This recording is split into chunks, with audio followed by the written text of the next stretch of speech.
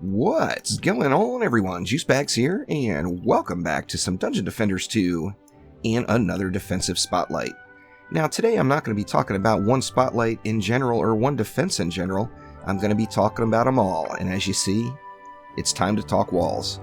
This video was pretty highly requested, so I was excited to take the chance to get it done, and since there is just quite a bit to cover here with walls, I'm going to start off by going through how I build each one of my walls for endgame and what I use. Now, first off, you're going to want to use a totem on your walls. I think everybody knows that by now. The totem, being the defense health primary, is the natural go-to for each wall. And in addition to that, it's important to note that there really is no best wall. So anyone that's telling you the best wall is this or the best wall is that is giving you their opinion, as all walls can be effective, and there really is not one that's better than the other. Play with them all, find out your personal favorite, and then you'll be able to make that decision for yourself. Now, first off, let's start off talking about the Squire. Of course, we've got the spike blockade and the training dummy. Now, the spike blockade is my normal go-to wall, mainly just because I think it looks cool. I like the spike blockades from the original game, and I think the spike blockade looks like a wall. And that's a big part of the draw for me, is just kind of thinking about how much I love my Squire back in the original game. And that is what makes the spike blockade a go-to for me. Now, the spike blockade does offer a nice attack speed. It attacks every 0.75 seconds, which makes the sharpened spikes shard kind of a natural for it. Blockade has a 30% chance to stun enemies hit for 3 seconds. Now, contrary to popular belief, this is a blockade shard, not a spike blockade shard. So you can actually use this shard in any tower that's labeled as a blockade, which is every wall currently in the game. Now, the go-to shard that you're going to find in campaign for all of the walls that you're still going to be using all the way to end game is without a doubt fortification. Increases the defense health of the affected tower by 34%. Kind of a natural, considering we're basing our defense off of the defense health itself of the wall. Now, I also like to use Power Pylon. Power Pylon increases the defense power of nearby defenses to 120%. Important thing to note, these shards, Power Pylons, will not buff each other. So, as it says right there, requires a blockade, but this shard does not buff the blockade that equips this shard.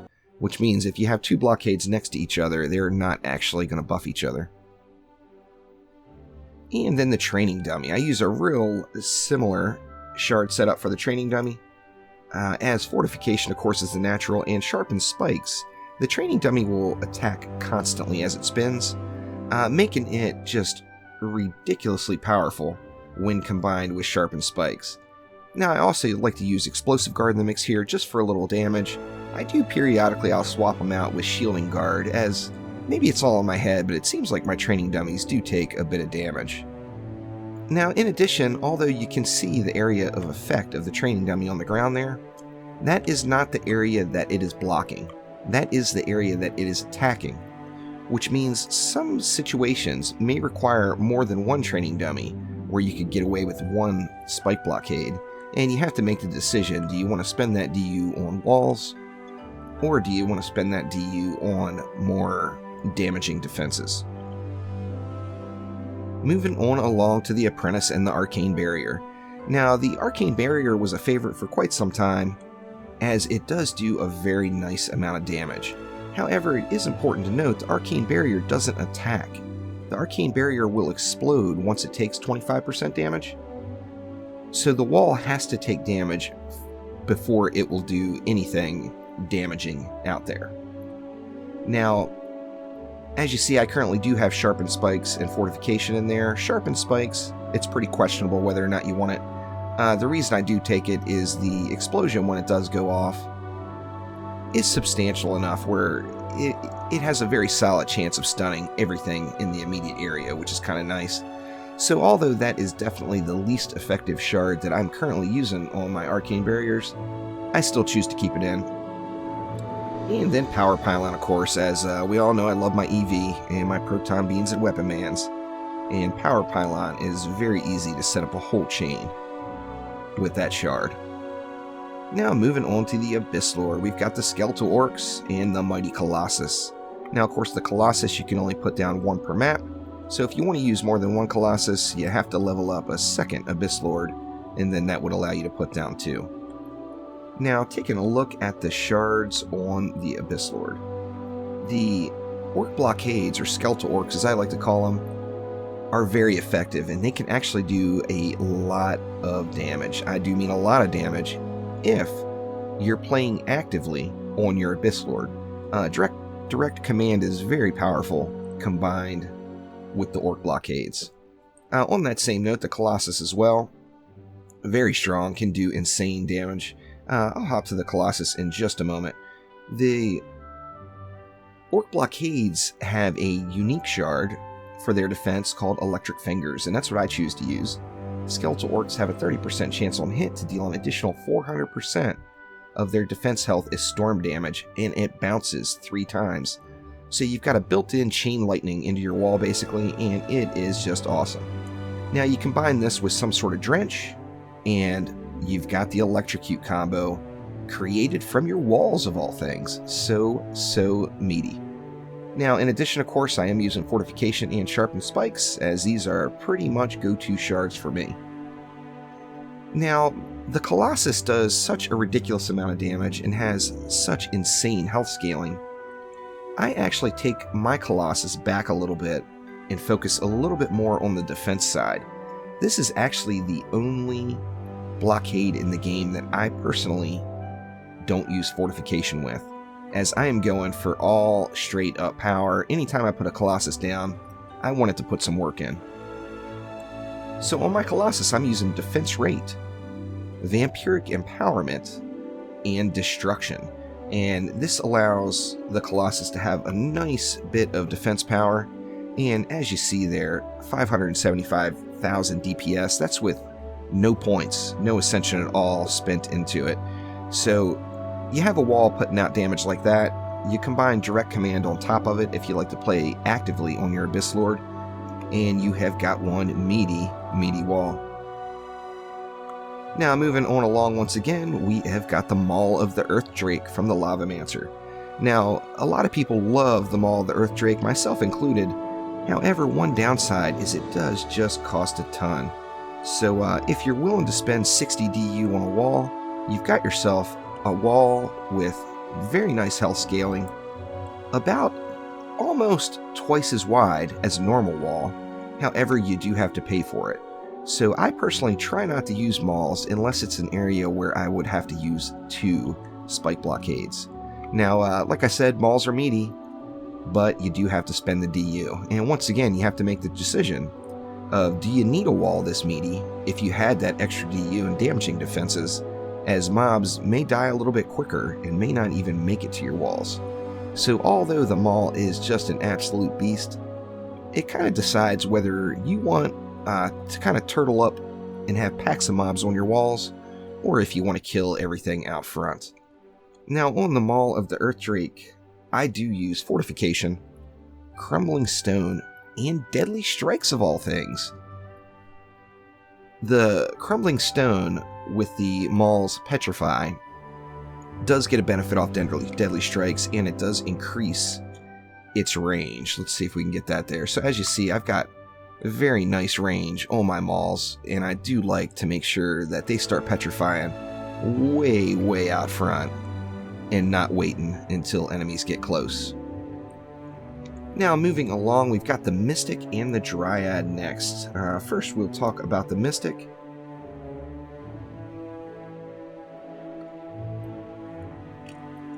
And the Mystic has 2 walls as well.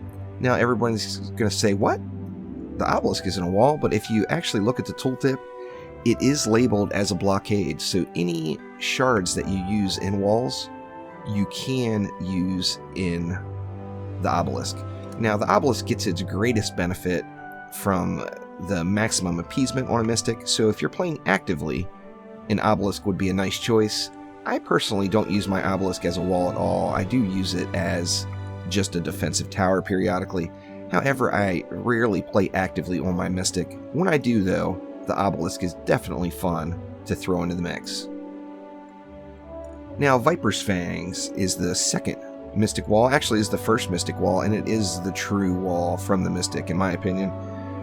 This is actually my second favorite wall personally. I do use it quite frequently, as it does have a nice bit of crowd control, and it also throws enemies into the air. So when enemies get bubbled and thrown into the air, then of course your Sky Guards can go ham and get the job done, and this is a favorite tower. The downside about the Mystic Walls is there has been issues, particularly with the Berserkers or Lady Orcs, where mobs that went up in the air came down on the wrong side of the wall. Of course, if the enemies come down on the wrong side of the wall, that is just not a good thing, and they may either attack the wall or they may just turn around and run straight off towards your core. So always want to be careful with using the Mystic Walls and make sure you prepare for that. Now, on the Viper's Fangs, I personally like to use Power Pylon once again, Fortification, and Enduring Bubble. Enduring Bubble increases Viper Fang's bubble duration by 2 seconds. This is the crowd control. So when the enemies get bubbled and thrown up into the air, this is going to increase that time that they're suspended for another 2 seconds, making it very powerful. Now, once again, I don't use my Obelisk as a wall, as a damaging tower. So I actually have a mark in it. I do have some defense health on it, just to get it a little bit meatier. And you see the DPS of the Obelisk is pretty ridiculous when it's critting for 1.37 million and has just about map-wide range. Makes things a little bit crazy. And then last but not least, we have the Dryad. Now, although the Dryad's world trees are labeled and categorized as a blockade, they actually don't seem to have the amount of aggro that some of the other walls have, and sometimes it can be a little tougher to keep mobs built up on them. Now, the benefit of the world tree, of course, is the more you upgrade it, the wider it gets, and the wider it gets, of course, the greater the lane coverage. Now, 2 upgrades will get you all the way up to max. However, each upgrade costs a little bit more. The first upgrade is 125, second upgrade is 275, so it's a total of 400 green mana to upgrade this all the way to tier 5, or tier 3, I guess it should be called, versus the 500 green mana required to get any of the other walls all the way up to tier 5. Now, with the tree having some slight aggro issues, sometimes you're going to have to put another tree down. Now, if you're using Dryad defenses, it kind of becomes just a natural choice to use the world trees as your walls, as you have to have one placed down, of course, for any Dryad defense to be able to be placed. You can't place a Dryad defense outside of the world trees area of effect. Now, world trees also do have a heal, and it can be a very effective heal. This heal does scale off of defense power, so I personally use World Tree McBufferson. Every 20 seconds, the World Tree places a Leafy Shield on a blockade within its influence that absorbs 200% of the Dryad's defense health stat and lasts 10 seconds. World Tree McBufferson can be just an awesome little addition that will definitely help to save other walls. Now, I do use Deadly Strikes on it, as, of course, the range is a factor, because my other Dryad defenses have to go within that range, so I use Deadly Strikes to increase that range out. And Vampiric Empowerment. As I mentioned, the heal does scale off of defense power, so Vampiric Empowerment is getting that defense power up to give me a little bit better of a heal. Now, I'll go ahead and take a look at all the shards all the way through as they drop through the chaos tiers, and hopefully everyone will be able to take the information gained here in this video and decide what blockades to use. Now, of course, as I mentioned, there's lots of shard options. There is no Super 3 combo that is a must-have. You can pretty much do your walls any way you want, as long as you are happy with the amount of defense health that's on them and their overall HP. do whatever you want with the shards, as there's varying benefits depending on the combinations, and you should definitely mix and match to find the ones that you like the best. Now, first off, in Chaos 1, now we already have the Fortification Shard, and I've discussed the importance of that. That drops in the campaign, and you're going to be using this all the way to Chaos 7, so by all means, upgrade those Fortification Shards because you're going to be using them. In campaign, you also get defense crit damage, which has very little effect on walls, but if you do have the extra shard laying around, might as well throw it in because there's just nothing else to use. Now in Chaos 1, the Lavamancer is going to pick up Crumbling Stone for the Maul, the Abyss Lord is going to pick up Electric Fingers for the Skeletal Orcs, and the Mystic is going to pick up Enduring Bubble. Now, as you remember, all three of those shards are shards I currently am using in-game, and they're definitely effective shards to throw in the mix. Now, of course, in campaign as well, if you're playing one of the other heroes and using one of the other defenses, and those shards won't help you out, you do get Destruction as well, which Destruction is going to add a little bit more damage to every one of your walls. So if you have the extra shard slot, why not throw it in? Now in Chaos 2, you're going to pick up the Dryad's World Tree McBufferson, which is also a shard that I'm using in-game. You're going to want to use that throughout. And then Panic Fire drops, which a lot of people don't quite understand the power of Panic Fire, but of course a wall is going to get hit. Well, Panic Fire has a chance to proc anytime that defense takes damage to get its benefit.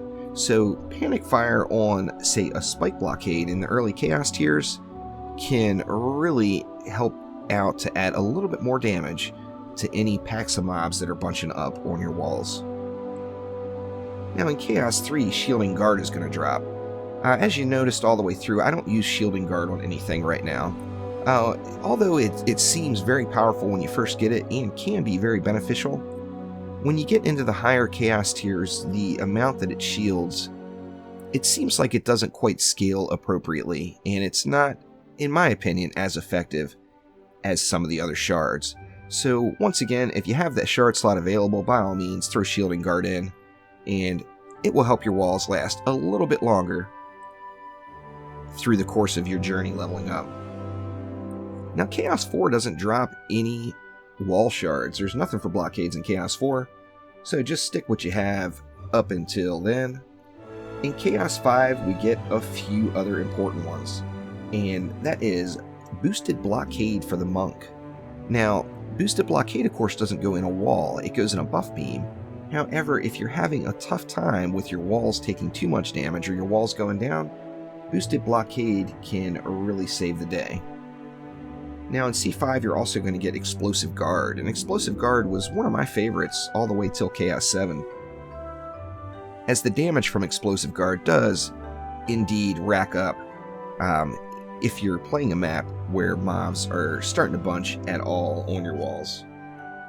Now in Chaos 6, you get that Sharpened Spike Shard, which I use very regularly and strongly suggest, and the Health Pylon Shard, which is another one. I currently don't use it. However, I've got enough power now where I just don't need that additional health. However, it can be a very beneficial shard as well. And then at Chaos 7, you get the Power Pylon. Now, Power Pylon combined with the current metas in Chaos 7 becomes very, very powerful, as it's very easy to get this effect in range of Flame Auras and weapon manufacturers, Proton Beams, any of the ground defenses, and that makes Power Pylon kind of a natural choice. So I hope this helped everyone out. Walls are the basis of every build, so you definitely need to make sure that your focus is always on walls, whether it's keeping them repaired, whether it's finding the proper equipment for them. Walls will make you.